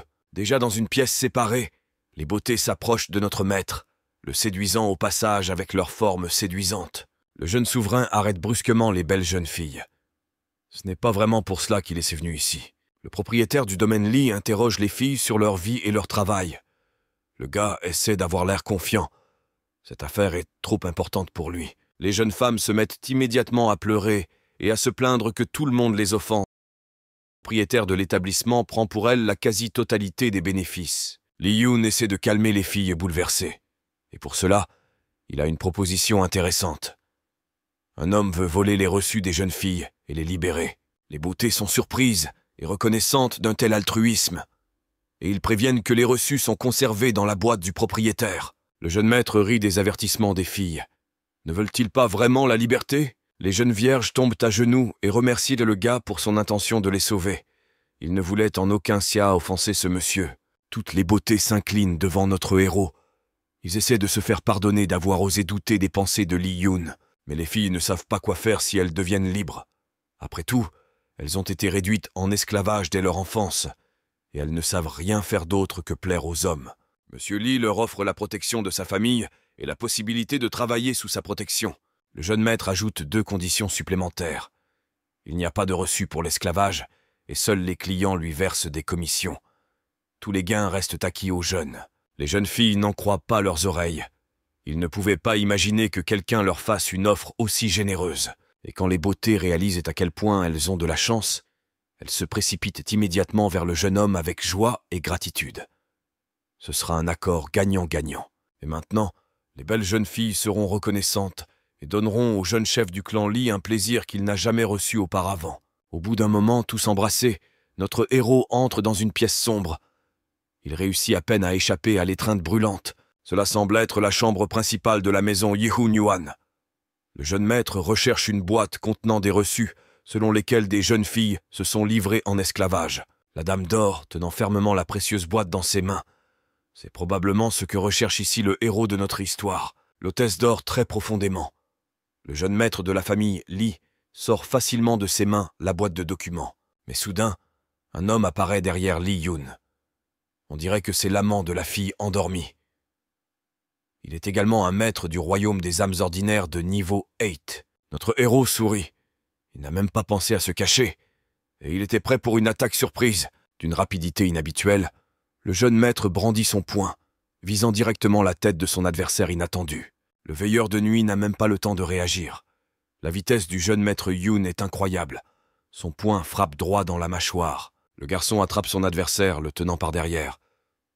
Le jeune homme est satisfait de sa force et de l'effet produit. Une longue massue magique apparaît derrière les combattants. C'est la combativité de l'amant du propriétaire de cet établissement. Une massue, rayonnante d'un halo magique, se balance au-dessus de la tête de notre héros. Elle a presque atteint son objectif. Mais alors Sun Wukong apparaît et intercepte le bâton. Le roi singe, comme toujours, sauve la vie du jeune maître. Sans laisser le temps de réfléchir, le puissant assistant de Li Yun porte un coup fatal à l'invité apparaissant soudainement avec son propre artefact magique. Le jeune maître regarde le corps ensanglanté avec surprise. Apparemment, même notre homme ne s'y attendait pas. Le regard du jeune homme se porte vers le lit vide. Dans la confusion du combat, il oublia complètement la maîtresse de maison. En regardant par la fenêtre, notre héros voit une femme qui court dans la rue pour s'éloigner de sa maison aussi vite qu'elle le peut. Li Yun regarde par la fenêtre, ne sachant pas quoi faire. L'esprit combatif qui est apparu derrière lui doit montrer à son maître quelques techniques supplémentaires. Sun Wukong pousse la main du jeune homme par la fenêtre. Il y a un sourire sur son visage. On dirait que l'esprit prépare quelque chose et ne s'inquiète pas du tout. Le jeune maître du domaine Li tombe dans un nuage aérien, doux comme un lit de plumes. Après avoir rencontré un tel obstacle, vous ne pouvez pas vous faire du mal. Notre héros se lève, debout sur une petite île aérée. C'est la magie légendaire de Sun Wukong. En utilisant une nouvelle technique, Li Yun rattrape rapidement la malchanceuse. La peur sur son visage suggère que sa tentative de fuite a échoué. L'hôtesse de l'établissement de nuit tombe à genoux devant le jeune monsieur. Elle demande grâce et est prête à abandonner la boîte contenant les reçus des esclaves. Notre héros monte la garde. S'il la laisse vivre, la femme pourrait tout dire à la famille Gu. Et puis notre gars aura des problèmes plus sérieux. De façon inattendue, une jeune fille âgée s'offre au jeune homme en guise de paiement pour la vie qu'il a laissée derrière lui. Le jeune homme est confus. Il n'aime pas du tout cette femme. Et il n'a pas besoin de tels frais. Li Yun tourne le dos à la fille. Mais notre héroïne utilise cette opportunité différemment. Elle a sorti un couteau. Une femme aigrie attaque notre héros avec une arme blanche. Encore une seconde et sa vie prendra fin. Le jeune maître intercepte calmement la main de la jeune fille avec l'arme. Désormais, il ne sera plus tourmenté par des affres de conscience. Le jeune maître du clan Li s'éloigne de cette rue. Une foutue propriétaire de bordel avec un couteau dans le dos est abandonnée sur la route. Déjà chez lui, Lee Yoon raconte à son majordome son projet d'organiser un bordel appartenant à leur famille. Le serviteur est très heureux des perspectives qui se dessinent. Le jeune maître commence à donner des ordres sur la manière d'organiser la première soirée afin d'attirer les visiteurs. Par exemple, les filles peuvent lancer une fleur à la fois dans la foule, et celle qui l'attrapera aura droit à une nuit gratuite avec la belle. Le serviteur du maître veut se mettre au travail, mais Lee Yoon l'arrête. Le jeune maître a une autre mission pour une personne de confiance. Notre héros est très inspiré. Si vous avez réussi à le faire avec les reçus des filles, alors pourquoi ne pas le faire avec les reçus des forgerons? Le majordome a très peur. C'est une idée très dangereuse. Le commerce de l'armement constitue le créneau le plus rentable du continent. Lee Yoon calme son subordonné. Il existe toujours un moyen de sortir de toute situation difficile. Et on dirait que notre héros a une idée. Le majordome dit que les filles du forgeron maître Wu sont retenues en otage à l'extérieur de la salle des guerriers. Le jeune homme demande alors au serviteur d'organiser un rendez-vous avec monsieur Wu. Le majordome, comprenant ce qu'ils attendent de lui, souhaite organiser une rencontre dans le restaurant le plus luxueux. Mais le jeune homme l'arrête rapidement. Il faut rencontrer le chef des forgerons dans l'endroit le plus calme, où il y aura moins d'oreilles. Après tout, maître Wu est sous le contrôle de la salle des guerriers. Nuit sombre et profonde. La lumière est allumée dans la petite maison d'un modeste ouvrier. C'est calme et paisible. La porte s'ouvre imperceptiblement, et un homme en tenue de travail regarde par l'ouverture. Le majordome de maître Yoon demande bruyamment de laisser son maître entrer dans la maison. Il n'est pas convenable qu'un simple ouvrier se comporte ainsi envers ses maîtres. Le jeune homme, que le vieillard demande si impudemment à rencontrer, pose la main sur l'épaule de son serviteur. Le majordome vole sur le côté et le jeune homme s'excuse pour son stupide grand-père. Leur travail exige le silence. Maître Wu sourit de la compréhension du gars et, faisant preuve de cordialité, invite ses invités dans la maison. Lee Yoon inspecte la modeste maison du forgeron. Il semble que pour ce travailleur, gagner de l'argent à côté soit la seule option. Le propriétaire de la maison offre au jeune homme une tasse de thé. Il s'excuse de ne pas pouvoir accepter correctement le jeune homme. Notre héros n'y prête pas attention et, en signe de bonne volonté et de leur première rencontre, offre un cadeau au forgeron, un sac d'or. Maître Wu est très effrayé par une telle générosité. Il comprend que les messieurs n'offrent pas de cadeaux comme ça, et ce qu'on attend de lui. Le vieil homme tombe à genoux et demande pardon de ne pas avoir pu aider le jeune maître. Tous les forgerons appartiennent à la salle des guerriers. Lee Yoon calme son interlocuteur. Il n'est absolument pas nécessaire d'enfreindre la loi. Il suffit de constater dans le livre comptable la mort de plusieurs forgerons. Le vieux maître comprend de quoi nous parlons. Si les forgerons meurent, personne ne les cherchera. Le propriétaire de la maison lève les mains. Il ne peut pas aider le jeune chef du clan Lee. Après tout, il y aura peut-être une enquête. Le majordome de la famille Lee, voyant que son maître ne réussit pas, s'apprête à partir. Mais Lee Yoon arrête son serviteur. La conversation n'est pas encore terminée. Soudain, un enfant vêtu de vêtements usés et miteux entre en courant dans la pièce et appelle son père. Tous les gens se déplacent dans une autre pièce, où une vieille malade est allongée sur le lit. Elle a l'air mauvaise. Maître Wu est très inquiet. Un léger sourire apparaît sur le visage de notre héros. On dirait que le gars est arrivé à l'heure et qu'il aura une chance d'obtenir ce qu'il veut. Le jeune homme tente de calmer la pauvre fille. Il caresse la tête de l'enfant et prononce des mots gentils. Lee Yoon dit qu'il enverra son médecin chez eux, et que le manager ne doit pas se soucier de la gratitude. Le jeune homme le fera comme ça. Le maître du manoir, Lee, dit à son serviteur qu'ils sont sur le point de partir. Le majordome s'inspire de l'intelligence et de la perspicacité du propriétaire. Maître Wu regarde pensivement la porte vide. Peut-être que Lee Yoon est vraiment la bonne personne avec qui collaborer. En voyant un sac d'or entre les mains de Lee Si, le chef du clan Lee est bouleversé par la bêtise de son subordonné. Le majordome pensait qu'il n'y avait rien à payer. Notre héros laisse l'or au pauvre forgeron. Le gars comprend exactement comment négocier pour obtenir ce qu'il veut. Le maître et le serviteur quittent la maison du vieux maître Wu et retournent à leur domaine par une route sombre et déserte.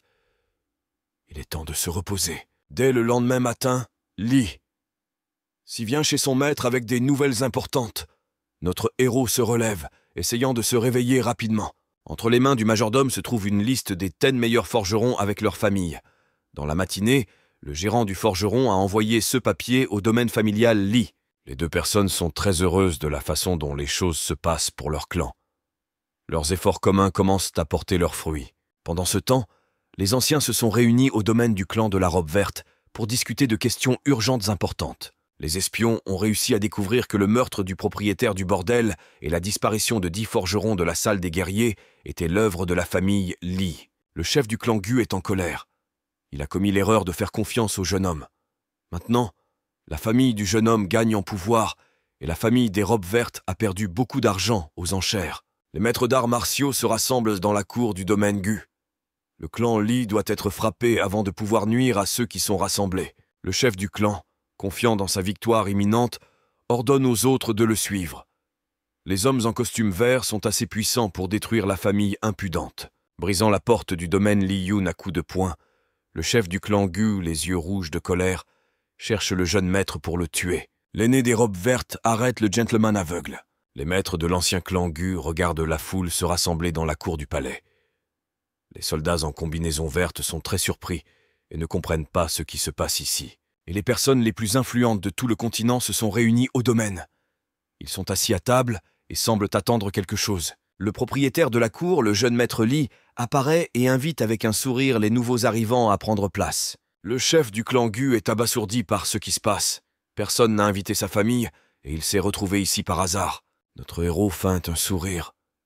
Était-ce vraiment parce que l'invitation au chef de la famille Gu n'avait pas été remise? Apparemment, une erreur s'est produite. Le jeune homme réprimande 2 de ses subordonnés pour ne pas avoir invité un invité aussi important que le souverain aux robes vertes. Après cela, Li Yun incline respectueusement la tête devant le vieux maître et lui demande pardon pour son peuple. Le reste des invités qui arrivent ne peuvent contenir leur curiosité. Ils demandent au jeune homme de raconter enfin pourquoi tout le monde a été invité ici. Notre héros montre aux gens son livre de contes. Les yeux de chacun brillent d'avidité. La famille Lee a réussi à gagner 150 000 taels en une journée. Le jeune homme se vante qu'un seul établissement puisse générer de tels bénéfices. Que se passera-t-il lorsqu'il y aura plusieurs entreprises de ce type? Le chef du clan Gu, comprenant où mène le jeune homme, demande à Maître Lee d'exprimer sa proposition aux personnes présentes. Li Yun est prêt à enseigner à n'importe qui comment mener des affaires avec succès pour un montant modeste. Cet investissement sera rapidement rentable. Par exemple, la famille Gu pourrait lui payer un minimum de 30 000 taels par an, et la famille Lee le formerait à diriger une entreprise prospère. Les autres invités conviennent que c'est une bonne idée. Il est logique d'investir dans les connaissances et les compétences nécessaires pour diriger une entreprise prospère. Le propriétaire des robes vertes s'exclame avec colère son objection. Il comprend que le jeune homme veut le tromper d'une manière ou d'une autre, mais il ne sait toujours pas comment. Le chef du clan Gu explique de manière convaincante au reste de la population qu'il s'agit d'une arnaque, que la famille Lee ne fera que s'enrichir tandis que les invités se feront concurrence et perdront de l'argent. Notre héros sourit calmement. Le vieil homme stupide, sans le savoir, l'aide à nouveau à atteindre le résultat souhaité. Le jeune maître fait une nouvelle proposition. Vous pouvez confier la gestion des bordels et des casinos à la famille Lee, qui, à son tour, versera des dividendes à tous les investisseurs une fois par an. Son entourage est encore plus heureux de cette offre. Il n'y a pas de concurrence et vous pouvez gagner de l'argent sans rien faire.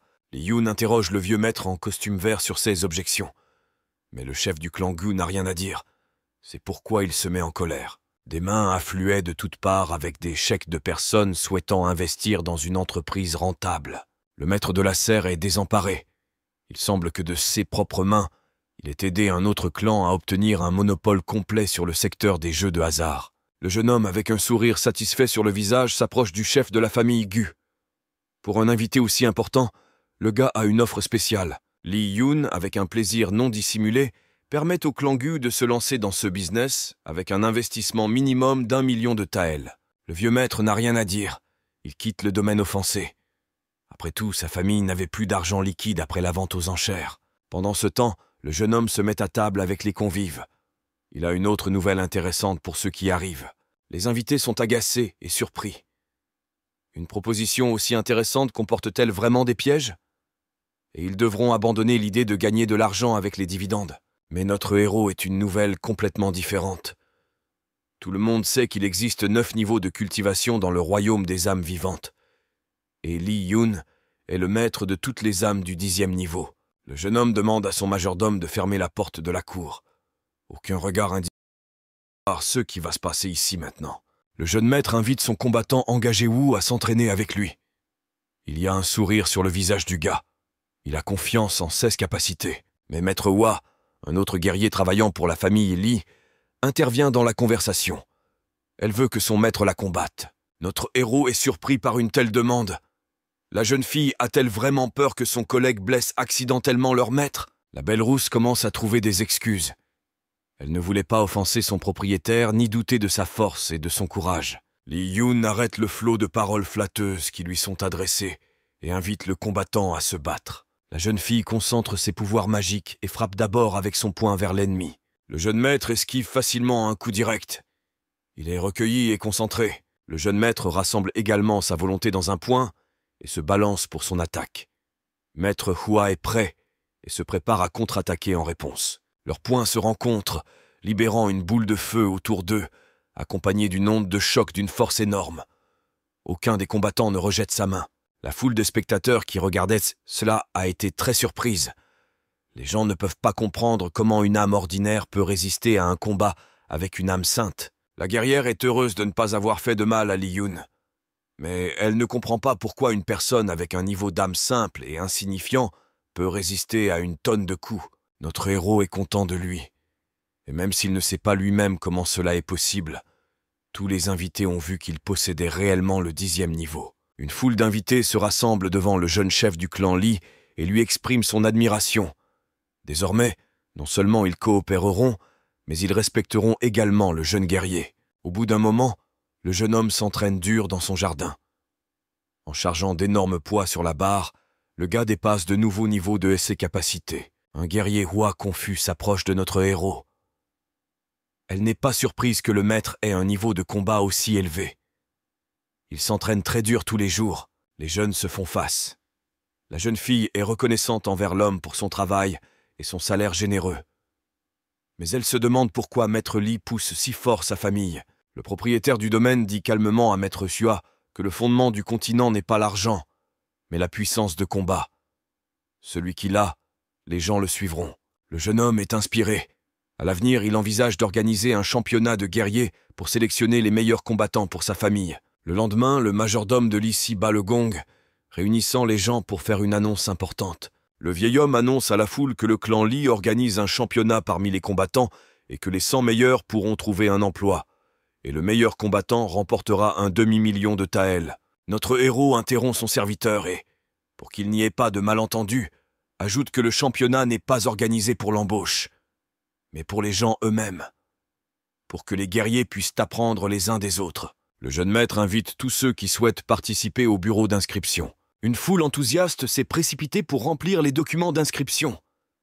Les guerriers du continent sont très enthousiasmés par les opportunités qui s'ouvrent à eux.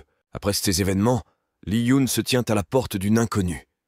Elle sourit et salue le jeune homme comme un vieil ami. En entrant dans la maison, le jeune homme s'assoit sur une chaise et l'hôtesse elle-même prépare quelque chose d'étrange dans sa marmite. Notre héros est légèrement perplexe. Son plan fonctionnera-t-il comme il se doit? Et la belle prend la solution du bol avec son doigt et la porte au visage du jeune homme. La jeune fille calme l'invité. La décoction qu'elle a faite changera la couleur de la peau du maître, et même la sueur ne changera pas cet effet. La maîtresse de maison commence à appliquer la solution sur le visage stupéfait du maître. Ce déguisement devrait l'aider. Ayant fini avec le visage, la jeune fille rit de l'embarras du maître.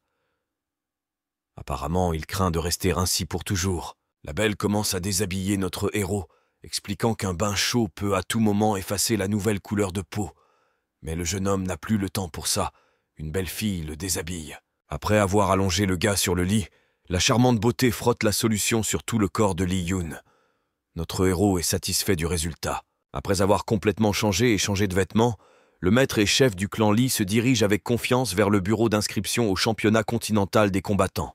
Quelque temps plus tard, dans la cour du palais du clan Li, Maître Wu annonce les règles du championnat à la foule rassemblée. Pendant 3 jours, chaque combattant doit remporter 10 batailles pour accéder aux demi-finales. Notre héros, s'étant inscrit sous un faux nom, décide de regarder autour de lui. Il est heureux qu'en si peu de temps, ces compétitions aient rassemblé autant de guerriers. Sur scène, le maître de 9e niveau de l'âme ordinaire, Jian San Li, déclame avec assurance. Il avertit les combattants de ne pas interférer avec lui. Un autre maître apparaît sur scène.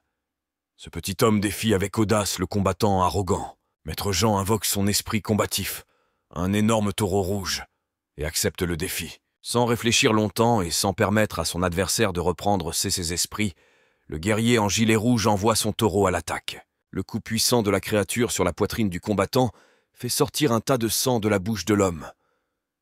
Il y a de la surprise sur le visage du guerrier. Il n'a même pas eu le temps de faire quoi que ce soit. Les puissantes cornes dorées de l'animal transpercent la douce poitrine du maître comme un couteau chaud perce le beurre. Le combat n'a pas duré longtemps. La foule discute de ce qui s'est passé. C'est bien que chaque combattant signe une décharge de responsabilité en cas de décès. Sinon les organisateurs auraient eu du mal. Notre héros est déçu.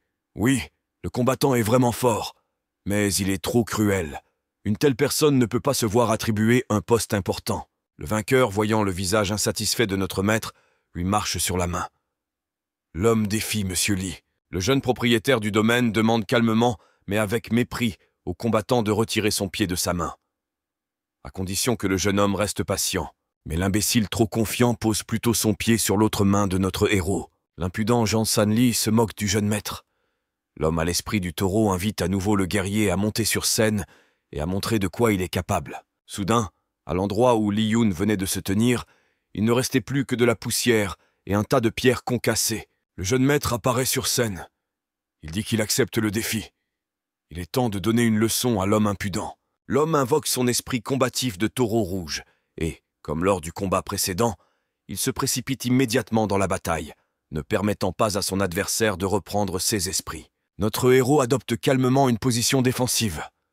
Il y a un sourire sur son visage. Le jeune homme n'est pas du tout inquiet. Jansan Lee est un peu surpris que l'ennemi ne fasse pas appel à son esprit combatif. Il se lance néanmoins dans une attaque rapide. Un garçon à la peau noire esquive facilement le coup sans utiliser de force supplémentaire pour ce faire. Le maître en colère en chemise rouge est encore plus excité comme un taureau. Après tout, il a un 9e niveau et il s'est entraîné pendant si longtemps. Les poings des combattants se croisent dans un contre-coup. La force des hommes est égale. Et même si Maître Jean s'est entraîné longtemps, il ne s'est pas entraîné trop dur. Le jeune Li Yun sourit. Il ne semble pas mettre beaucoup d'efforts dans le combat. Tout est clair avec ce combattant. Il est temps de finir. Le jeune homme frappe brusquement avec une telle force que son adversaire vole loin en arrière. Le combattant vaincu se trouve derrière la scène, incapable même de bouger. Il n'aurait pas dû être aussi confiant. Un homme debout sur scène reçoit une ovation debout de la part des spectateurs enthousiastes. Sa victoire était sans aucun doute brillante. 3 jeunes hommes s'approchent de notre héros. On dirait que ce sont de vrais guerriers, et non de stupides maîtres novices. Les jeunes saluent respectueusement le gagnant. Ils invitent Li Yun à dîner avec eux. Le jeune gagnant accepte volontiers l'offre flatteuse. C'est une bonne occasion de se rapprocher de vrais guerriers. Réunis autour de la table, les combattants boivent en discutant du quotidien. Les gars n'imaginaient pas que le maître d'une âme simple serait capable de vaincre l'arrogant Jansan Lee. D'un autre côté, une personne inspirée raisonne que si une âme simple ne lutte pas pour un saint, alors il n'y aura aucun développement. Notre héros est content d'avoir rencontré ces gars, mais il n'a pas beaucoup de temps. La conversation devrait être orientée dans une autre direction. Après y avoir réfléchi, Li Yun demande à ses nouveaux amis ce qu'ils pensent du fait de travailler pour la famille Lee. Il semble y avoir un bon salaire là-bas. L'un des contremaîtres répond timidement que ce n'est pas une question de salaire. Il y a tout simplement trop de gens qui veulent travailler pour la famille Lee. Il est peu probable que des combattants d'âme simple puissent y arriver. Le jeune homme est très content de ces réponses. Il promet à ses amis de faire des recommandations au chef du clan. Les guerriers se réjouissent de cette nouvelle. Ils offrent un verre à une bonne réunion et à une affaire rentable. Monsieur Jean apparaît dans l'embrasure de la porte. Il a entendu dire que de simples maîtres au niveau de l'âme s'étaient réunis ici et étaient en colère de ne pas avoir été invités. L'homme à la veste rouge veut aussi devenir un combattant du clan Lee, ce à quoi le reste des guerriers est gêné. Leur conversation a été entendue. Le combattant arrogant se moque de la stupidité des autres. Après tout, les familles Lee et Gu sont hostiles, et le chef du clan Gu est au 8e niveau de la Sainte Âme. Cette querelle peut être dangereuse pour les jeunes. Les nouveaux amis de notre héros réfléchissent aux paroles de Jansan Lee, et notre héros est en colère contre l'interférence inattendue dans la conversation. Les 3 personnes s'excusent sincèrement auprès de Hu Chin pour cette proposition intéressante. Mais ils doivent réfléchir. Li Yun est resté seul. Il s'assoit tristement à table et réfléchit à ce qui s'est passé. Ces 3 nouveaux amis quittent l'établissement, mais l'un des combattants est à la traîne des autres. Le jeune homme retourne à la taverne et demande pardon à Maître Wu, espérant ses recommandations. Le guerrier veut toujours entrer dans le clan Li. Notre héros est très heureux. On peut faire confiance à une telle personne. Le jeune homme promet à son nouvel ami que la famille Li aura une haute opinion de lui. Quelque temps plus tard, Maître Li Yun se faufile la nuit dans la maison de Jan San Li. L'homme se comportait bizarrement aujourd'hui et il décide de le suivre. Il semble que le combattant arrogant se soit réveillé. Caché sous la table, le monsieur, qui s'appelle désormais Hu Qin, regarde la suite. Un homme en pull rouge se prépare rapidement et court dans la rue au milieu de la nuit. Cela semble étrange. Après avoir suivi le guerrier arrogant, notre héros remarque un étrange rendez-vous. Caché au coin de la rue, le jeune homme observe la conversation entre deux personnes. L'homme cagoulé repousse brusquement Maître John. Il semble qu'après la perte d'aujourd'hui, cet homme soit devenu inutile aux inconnus. Monsieur Sanli essaie de se justifier. Après tout, il figure toujours parmi les 100 meilleurs combattants. Et cela peut quand même être bénéfique. L'homme à la veste rouge déclare avoir amené une demi-centaine des meilleurs combattants à la cause commune des conspirateurs. Et ils pourront priver la famille Li de tout son argent. L'homme à la capuche ne croit pas aux paroles de Monsieur Jen. Il est en colère parce qu'il n'y a pas de combattants à proximité. Mais le maître aux cheveux bleus est prêt à donner toutes les informations, mais uniquement à son chef. Les deux hommes quittent la ruelle, et Li Yun continue de les suivre. Se présentant devant le patron, Jan San Li montre une liste d'une 50aine de combattants prêts à les rejoindre. Il y a même 2 guerriers de l'âme sainte là-bas. Notre héros se cache derrière le mur et observe ce qui se passe. C'est bien que la rencontre ait lieu dans l'un de ces établissements. L'organisateur de l'événement est très heureux de cette liste. Il est prêt à payer aux combattants le montant restant promis. L'homme à la veste rouge remercie le chef et dit que la famille Li recrute des combattants à son service. Et même au niveau d'une âme simple, ils reçoivent un salaire décent. L'homme assis sur la chaise est très content. Il est prêt à remettre un prix au jeune maître pour les informations reçues. Jan San Li sort de la pièce en courant, joyeux. Le chef de ce gang étudie attentivement la liste reçue. Il a encore beaucoup de choses à faire. Et Li Yun écrit soigneusement les noms sur un morceau de papier. Notre héros réfléchit à la meilleure façon de punir ces imbéciles. Le jeune homme a une idée géniale. Nous devons les qualifier pour la finale. Laissez-les essayer de le vaincre là-bas. Quelque temps plus tard, en pleine nuit, une jeune fille solitaire dort paisiblement dans son lit. Notre héros réveille la dame. La belle se demande qui est entré par effraction chez elle en pleine nuit. La jeune fille se lève, couvrant son corps nu d'une couverture légère. Qui oserait la déranger à une heure aussi tardive? La belle reconnaît le jeune homme qui s'est récemment fait appliquer sa propre pommade de camouflage sur l'ensemble de son corps. Li Yun remet la liste à la jeune fille. Il demande à la porter à son palais et à remettre le dépliant aux guerriers de la famille Li. La jeune maîtresse se calme en réalisant que personne ne lui fera de mal. Elle accepte de répondre à la demande du gars. Le lendemain, déjà sur la scène du ring, Maître Wu lit la liste des premiers partenaires. Wu Lin combattra notre héros. Le combattant est un peu perplexe quant à la raison pour laquelle il n'a pas eu de chance. Le premier combat est immédiatement un adversaire puissant. Il n'y a rien à faire. Maître Hu a besoin de victoire, sinon sa mission échouera. Les 2 guerriers sont prêts au combat. Monsieur Li Yun est le premier à adopter une position de combat. Il a hâte d'en finir avec ce conspirateur. Notre héros esquive la première attaque de son adversaire. Force est de constater que ce n'est pas facile pour le canaille. Poursuivant sa série de coups de poing, Maître Li jette le jeune maître de côté. L'ennemi peut à peine tenir debout. En s'éloignant, l'homme se rend compte qu'il ne pourra pas gagner aussi facilement. Nous devrons utiliser la magie. Le rival du jeune maître se concentre pour faire appel à son esprit combatif. Il semble qu'il ait beaucoup plus de force que ceux que Li Yun pensait. Hu Lin convoque son compagnon animal. C'est un faucon à ailes noires. Personne ne s'attendait à un tel tournant. La foule est très surprise.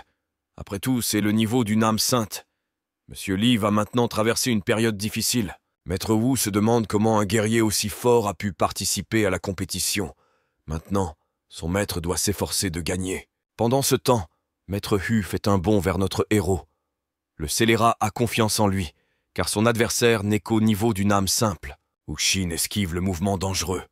Un instant et le propriétaire de la Sainte Âme s'envole sur le côté. Sans perdre l'initiative, le jeune homme saisit le dangereux combattant par les bras et le jette hors de la scène. Hu Lin vole tête première. Encore un peu et il sera vaincu dans ce combat. Mais son visage n'est pas déformé par la peur, mais par la surprise. Soudain, Une créature magique saisit le grand maître par la jambe et l'empêche de tomber. Le puissant faucon élève son maître dans les airs. Un guerrier aussi fort ne peut pas être affronté aussi facilement. Maître Hu réapparaît sur scène. Eh bien, c'était une bonne astuce. Mais maintenant, Li Yun va expérimenter toute la puissance de la Sainte Âme. Notre héros comprend que son adversaire veut utiliser la technique la plus dangereuse de son arsenal. Le jeune homme est rassemblé et prêt au combat. Le propriétaire d'un oiseau fort utilise la technique de la griffe de faucon, renforçant ses mains avec la puissance de son compagnon animal. Wu Xin frappe un ennemi dangereux. Leurs mains se croisent dans un coup puissant. Mais aucun des maîtres n'est inférieur à son adversaire. Hu Lin sourit calmement. Il est sûr que le propriétaire d'une âme simple ne pourra toujours pas y faire face. Mais Li Yun, au contraire, est très tendu. Il doit gagner le combat sans faire appel à son esprit combatif. Un coup puissant se fait entendre et projette les deux combattants dans des directions différentes. On ne sait pas encore qui va gagner. Wu Xin est assemblé. Il n'a toujours pas relâché son compagnon animal. Notre héros doit de toute urgence trouver quelque chose. Wu Lin atterrit sur les deux pieds. Il ne s'attendait pas à ce qu'un simple maître d'âme ait une force non humaine. La foule se réjouit et se réjouit. Personne n'a jamais vu une âme simple pouvoir vaincre un saint. Li Yun devient le favori du combat. Monsieur Hu se met en colère face aux cris des gens. Le combat n'est pas encore terminé. Le maître avertit la foule de se taire. Eh bien, vous devrez utiliser toutes vos forces. Le grand guerrier concentre et fait appel à toute sa magie. Wu Lin a un léger sourire sur le visage. Le guerrier tire une nuée de flèches magiques sur son adversaire. Le chef du clan Li parvient à esquiver. Mais l'arme mortelle de l'adversaire est très rapide. Sans laisser de répit et profitant du moment présent, le grand maître Hu utilise la technique des points rapides. Le jeune homme, frappé par des dizaines de coups puissants, tombe sur scène. Rivaliser avec une âme sainte est vraiment une tâche difficile. Battu et fatigué, notre héros peine à se relever. C'est dur pour lui de se tenir debout. Mais il est trop tôt pour abandonner. Wu Lin invoque son faucon et le lance sur son adversaire presque vaincu. Le maître est content de lui. Après tout, la bataille est presque gagnée. Un dangereux oiseau de proie frappe le cerveau de Li Yun avec son bec magique. Le gars n'a tout simplement pas la force de résister à l'inévitable. Un homme parmi la foule des spectateurs se tient la tête. C'est un geste mortel. Et son résultat est une mort inévitable. Mais notre héros est toujours debout. Il semble que le bec d'acier ne puisse pas pénétrer la défense magique du guerrier. Maître Hu est abasourdi. Il est impossible à une âme simple de résister à cet accueil. Il regarde directement son adversaire. Le roi Singe apparaît derrière Maître Li. Le saint Soulmaster avait complètement oublié que notre héros n'avait pas encore invoqué son esprit combatif. Le jeune homme qui a résisté au coup fatal et son compagnon magique surplombe le combattant abasourdi. L'issue de la bataille est désormais évidente. Li Yun attrape le malheureux gentleman pour mettre fin au combat. Et Wu Lin lui-même hurle de façon hystérique, appelant les organisateurs à mettre fin à la bataille. Il abandonne, mais notre maître ne songe même pas à laisser partir cet homme. Monsieur Li achève le combattant avec une série de coups puissants. Le corps vaincu de Maître Hu repose immobile sur la scène. Nago n'avait aucune chance. Wu Xin célèbre sa victoire complète dans une bataille difficile. La foule acclame et félicite le jeune homme. Le nouvel ami de notre maître embrasse joyeusement Maître Li. Le jeune homme est très heureux que son camarade ne soit pas mort. L'heureux guerrier invite le chef de la famille Li à célébrer cette difficile victoire. Le gars ne peut tout simplement pas contenir ses émotions. Notre héros arrête son nouvel ami. L'heure n'est pas aux célébrations. Il faut s'entraîner. Le jeune homme était complètement imprégné de respect pour le vainqueur du combat.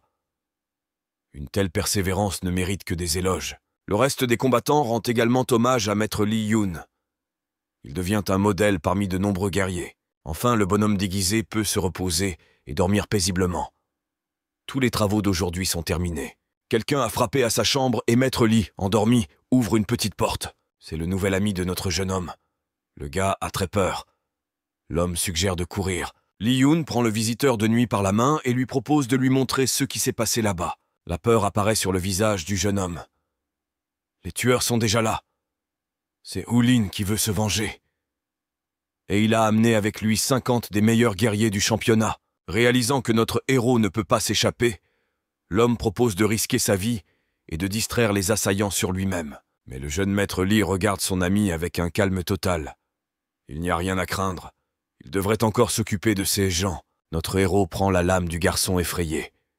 Li Yun s'est entraîné toute la nuit dernière et est maintenant en bonne forme. Le chef de la famille Li a également appris une nouvelle technique. Maintenant, il a hâte de combattre quelqu'un. Le jeune maître jette un sachet de thé aromatique à son ami et lui demande d'attendre d'en avoir fini avec les assaillants. La personne est tout simplement abasourdie par une telle insouciance. Boire du thé de roche, son ami pourrait mourir. Qui est ce maître? Wu Lin sourit en étant allongé sur la civière.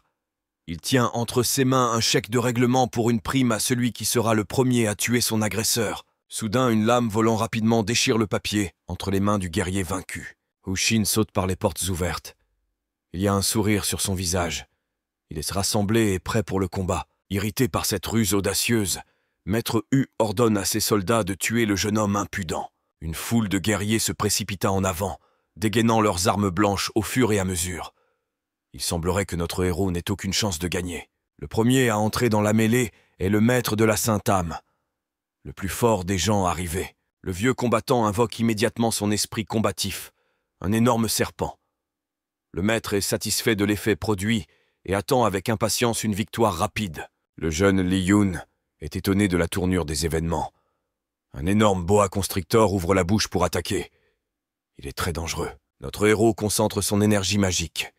Il est temps d'utiliser la nouvelle technique que monsieur a apprise hier soir. Le serpent attaque, essayant d'avaler le jeune homme. Mais il rencontre une puissante sphère magique qui bloque le jeune homme. Une forte onde de choc magique frappe le serpent. Il tombe à terre. Le sang coule d'une énorme bouche. Wu Xin ne laisse pas de temps au vieux combattant et saute sur le maître avec une lame à la main. Le propriétaire de la Sainte-Âme n'a pas le temps d'esquiver l'attaque mortelle. Le vieil homme est allongé au sol, inconscient, tout comme son compagnon animal. Mais il est trop tôt pour se détendre. Le combat n'est pas encore terminé. Les guerriers restants, dégainant leurs couteaux, engagent un combat mortel avec une seule personne. Le jeune chef du clan Li saisit à deux mains la queue du boa constrictor. Il semblerait que monsieur envisage d'utiliser la créature magique comme arme. Wu Xin fait tourner le cerf-volant et disperse tous les attaquants avec. Le boa constrictor magique était très en colère contre l'impudence de ce jeune homme. Personne n'a le droit de traiter un animal de la sorte. L'esprit combatif commence à étrangler son ennemi. C'est la technique la plus puissante de l'arsenal du serpent magique. Wu Lin est vraiment heureux alors qu'il est allongé sur sa civière. Encore un peu et il sera vengé. Un instant plus tard, notre héros, libéré, s'assoit par terre. À côté de lui se trouve un boa constrictor. Il suffisait d'appuyer sur un certain point et la créature perdait connaissance. Le visage de Maître Hu se tordit de peur. Il ne restait plus que lui et son agresseur. Notre héros surplombe calmement l'homme effrayé. Ce fut au tour de Wu Lin de répondre de sa trahison. Si vous avez regardé jusqu'ici, je vous en suis très reconnaissant. J'espère que vous avez apprécié cette vidéo car j'ai mis beaucoup d'efforts pour la réaliser. Je vous serai très reconnaissant si vous aimez cette vidéo et vous abonnez à la chaîne.